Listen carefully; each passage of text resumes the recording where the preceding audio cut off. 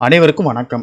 சற்றுமுன் வெளியான முக்கிய அறிவிப்பின்படி குடும்பத் தலைவிகள் அனைவரும் பயன்பெறும் வகையில் கலைஞர் மகளிர் உரிமைத்தொகை திட்டத்தில் புதிய மாற்றங்களும் மேலும் சில முக்கியமான மகிழ்ச்சியான அறிவிப்புகள் வெளியாகியுள்ளன. இதை பத்தி விரிவாக நம்ம வீடியோல பார்க்க போறோம்.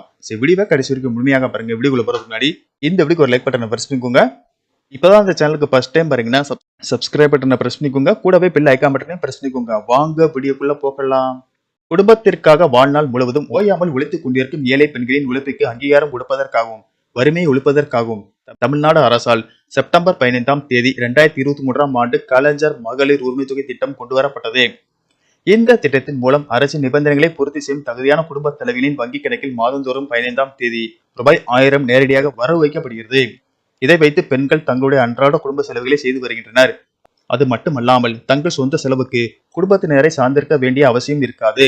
பலரும் தங்களுக்கு வரும் தொகையை சேமிப்பு திட்டங்களுக்கு மாற்றி எதிர்காலத்திற்காக சேமித்து வருகின்றனர்.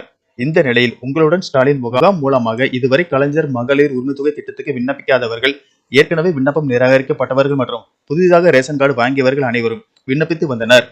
தற்போது இந்த முகாம் அதாவது நவம்பர் 14ஆம் தேதியுடன் அனைத்து மாவட்டங்களிலும் உங்களுடன் ஸ்டாலின் முகாம் அதிகாரப்பூர்வமாக நிறைவடைய உள்ளது. இதுவரை 28 லட்சத்திற்கும் அதிகமானோர் கலைஞர் மகளிர் உரிமைத்தொகை கேட்டு தமிழ்நாடு அரசிடம் விண்ணப்பித்துள்ளனர். அவர்களின் தகுதியானவர்களை தேர்வு செய்யும் பணிகள் மிக வேகமாக நடைபெற்று வருகின்றன. இந்த சூழலில் புதுக்கோட்டையில் நடைபெற்ற அரசு விழாவில் பேசிய முதலமைச்சர் மு.க. ஸ்டாலின் கலைஞர் மகளிர் உரிமைத்தொகை கேட்டு புதிதாக விண்ணப்பித்த பெண்களுக்கு மகிழ்ச்சியான செய்தி ஒன்றை வெளியிட்டுள்ளார். இப்போது புதிதாக விண்ணப்பித்தவர்களில் தகுதியான பெண்கள் அனைவருக்கும் கலைஞர் மகளிர் உரிமைத்தொகை ரூபாய் 1000 கட்டாயம் கொடுக்கப்படும் என கூறியுள்ளார்.